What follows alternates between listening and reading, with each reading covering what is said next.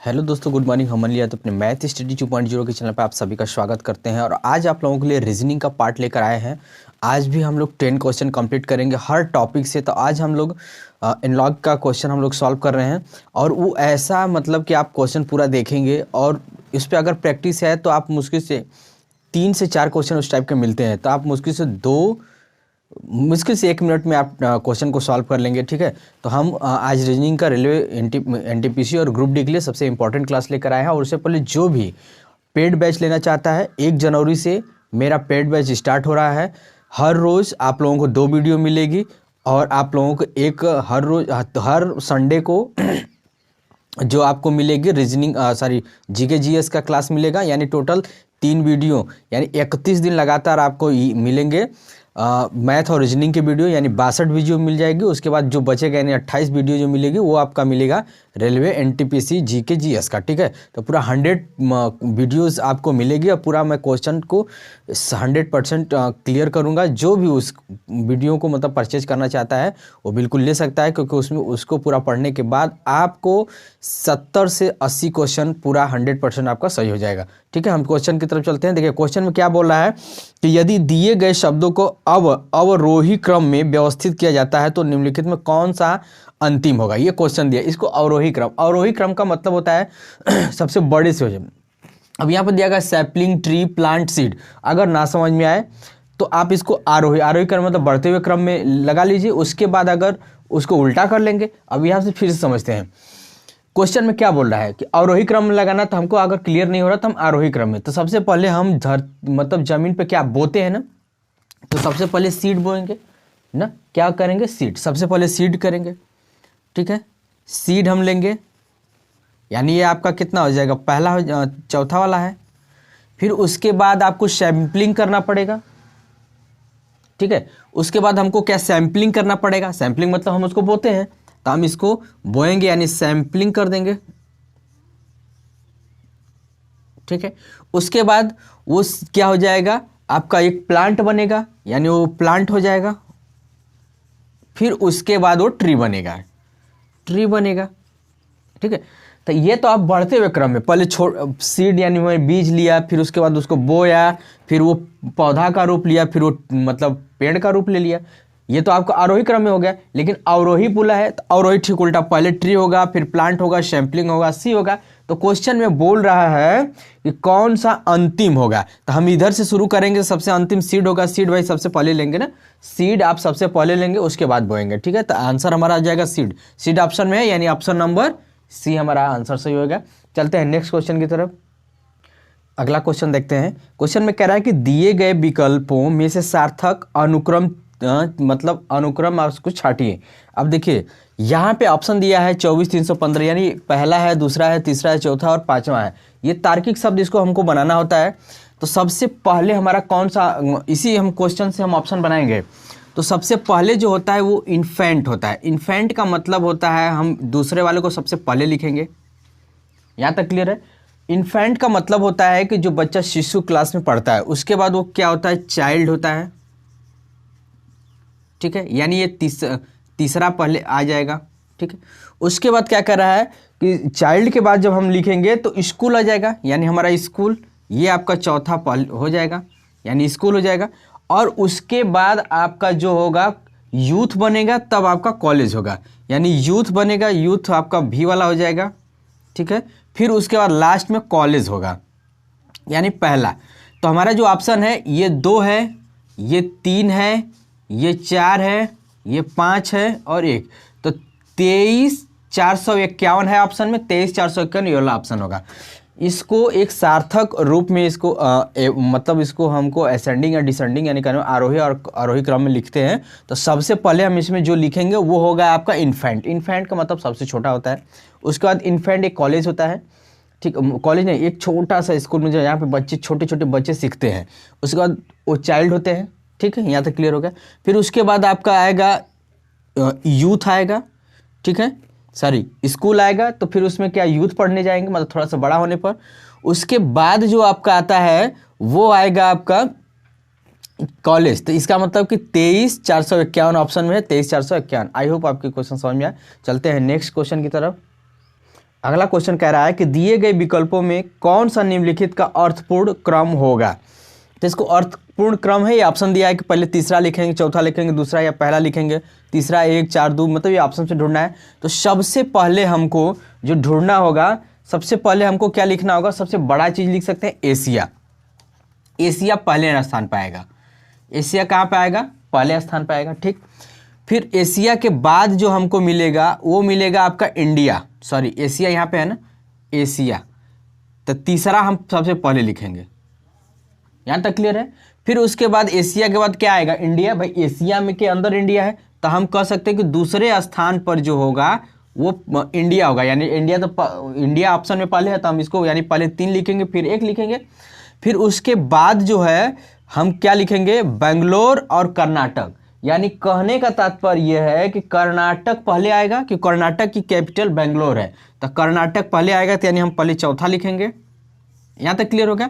फिर दूसरा हो जाएगा, दूसरा यानी बेंगलोर लिखेंगे, यानी दूसरा ऑप्शन में 3 1 4 2, 3 1 4 2 कहीं लिखा है, 3 1 4 2, यानी ऑप्शन नंबर 2 सही हो जाएगा। समझ पा रहे हैं ना कि अगर हम इसको एक सार्थक रूप में लिखेंगे तो क्या लिखेंगे, सबसे पहले एशिया को लिखेंगे, तो एशिया पहले नंबर पर आया, यानी ये तीसरे नंबर पे, यहाँ पे 3 लिख देंगे। यहाँ तक क्लियर होगा। एशिया के बाद इंडिया आएगा, तो इंडिया का पहले नंबर पे, तो यानी उसके बाद 1 लिखेंगे। फिर क्वेश्चन में क्या कर रहा है, कर्नाटक और बेंगलोर, तो कर्नाटक की जो राजधानी है वो बेंगलोर है, यानी कर्नाटक पहले आएगा। करने का तात्पर्य है यहाँ पे बेंगलोर पहले आएगा, यही ना, हाँ नहीं सॉरी, कर्नाटक पहले आएगा, यानी 4 हो जाएगा, फिर बेंगलोर लास्ट में हो जाएगा। आई होप आपको समझ में आएगा। चलते हैं नेक्स्ट क्वेश्चन की तरफ। अगला क्वेश्चन कह रहा है कि दिए गए विकल्पों में से कौन सा निम्नलिखित एक अर्थपूर्ण होगा। अर्थपूर्ण होगा, इसका मतलब सबसे पहले भाई शुरुआत हट से होती है, यानी झोपड़ी से, तो ये सबसे पहले इसको लिखेंगे, यानी हम सबसे पहले लिखेंगे तो चौथा लिख देंगे। यहाँ तक क्लियर। हट के बाद जो होगा आपका हाउस बनता है, यानी हम पहला लिख देंगे, ठीक है। उसके बाद आपका क्या हो जाएगा, बंगाल, मतलब कहते हैं कि बंगला जिसे बोलते हैं, तो हम इसका तीसरा फिर लिख देंगे। फिर लास्ट में आपका जो बनेगा वो आपका क्या बनेगा, पैलेस, यानी दूसरा वाला, दूसरा बनेगा पैलेस। इसका मतलब हुआ कि सबसे पहले हट लिखेंगे, फिर पहला हाउस होगा, हट के बाद क्या बनता है, हाउस बनता है, फिर बंगला बनता है, फिर उसके बाद लास्ट में यानी दूसरे नंबर पर जो होगा वो आपका पैलेस बनेगा। तो 4 1 3 2, 4 1 3 2 ऑप्शन नंबर ये 4 1 3 2 ऑप्शन में है ना। आई होप आपको ये क्लास अच्छी लगे। चलते हैं नेक्स्ट क्वेश्चन की तरफ।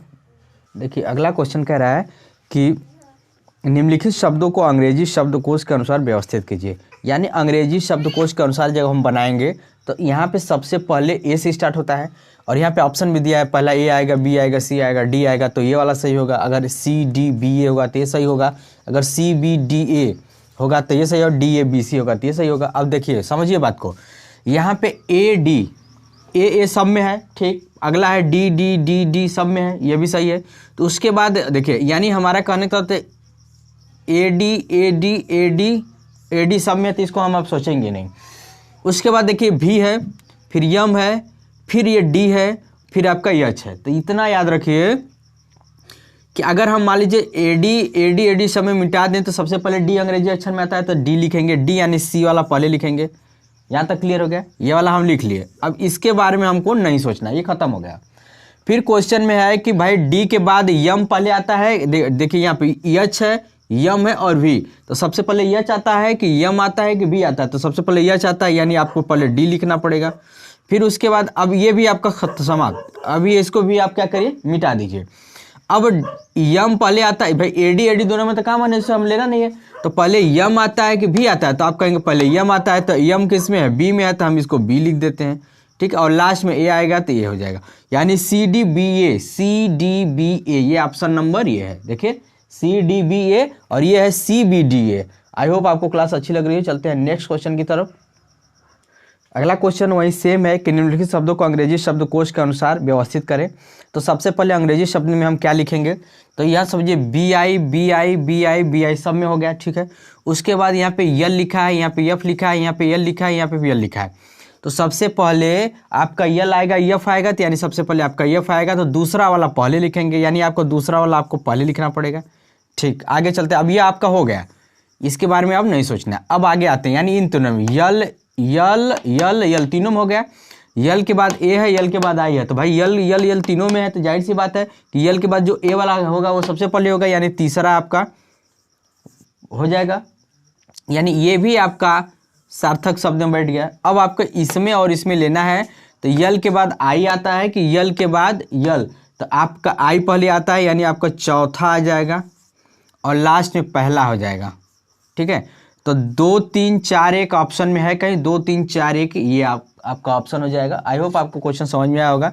देखिए सार्थक शब्दों का इसी टाइप का क्वेश्चन आता है। अब हम सेकेंड टाइप का देख लेते हैं।